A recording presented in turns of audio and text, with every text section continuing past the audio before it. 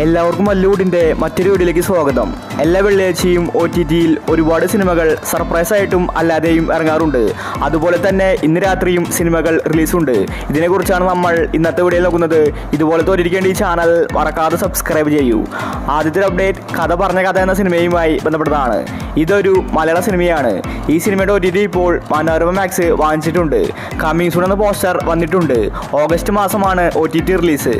അടുത്തൊരു അപ്ഡേറ്റ് ശാന്തമി രാത്രിയിൽ എന്ന സിനിമയുമായി ബന്ധപ്പെട്ടതാണ്.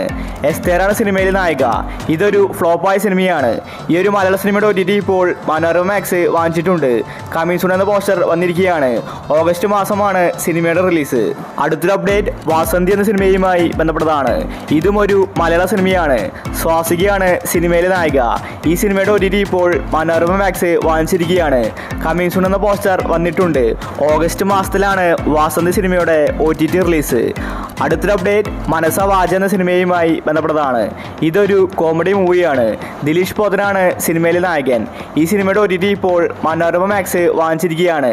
മനസ വാജ എന്ന സിനിമ ഓഗസ്റ്റ് മാസത്തിലാണ് OTT റിലീസ്.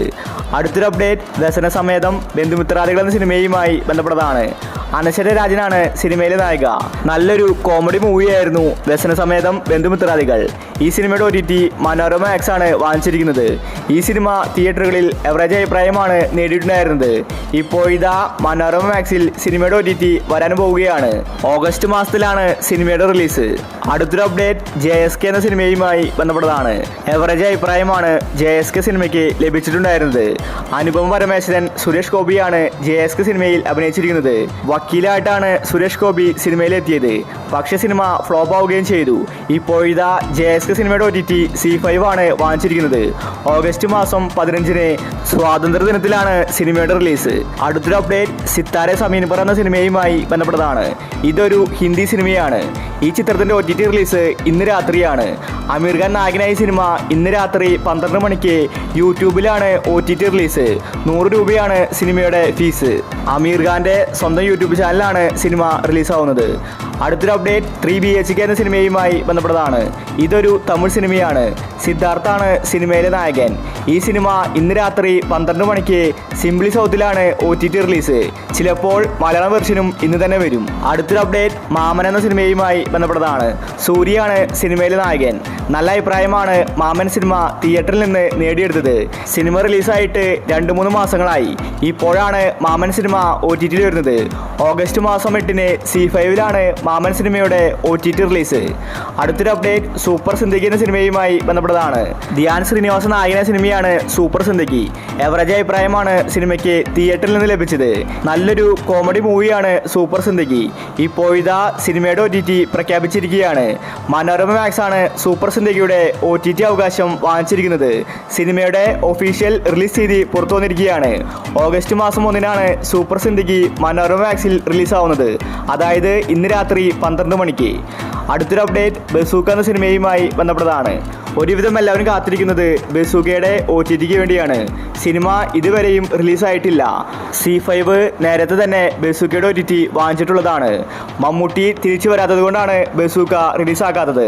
സാധാരണ ഒരു സിനിമ റിലീസാവുമ്പോൾ അതിലെ നായകന്മാർ കമ്മിങ് സൂൺ എന്നൊരു വീഡിയോ പുറത്തുവിടാറുണ്ട്. മമ്മൂട്ടിയെ കൊണ്ട് ആ വീഡിയോ ചെയ്യിക്കാനാണ് അവർ കാത്തിരിക്കുന്നത്. അതുകൊണ്ട് മമ്മൂട്ടി തിരിച്ചു വന്നാൽ ഉടനെ തന്നെ ബസൂക്ക C5-ൽ റിലീസാകും. ഓഗസ്റ്റ് മാസത്തിലായിരിക്കും ബസൂക്ക C5-ൽ വരുന്നത്. അടുത്തൊരു അപ്ഡേറ്റ് കണ്ണപ്പ എന്ന സിനിമയുമായി ബന്ധപ്പെട്ടതാണ്. തിയേറ്ററുകളിൽ അട്ര ഫ്ലോപ്പായ സിനിമയാണ് കണ്ണപ്പ. മലയാളത്തിൽ നിന്ന് മോഹൻലാലും അതുപോലെ അക്ഷയ് കുമാർ, പ്രഭാസ് തുടങ്ങി ഇന്ത്യൻ സിനിമയിലെ ഒരുവിധം എല്ലാ താരങ്ങളും കണ്ണപ്പ സിനിമയിൽ അഭിനയിച്ചിട്ടുണ്ടായിരുന്നു.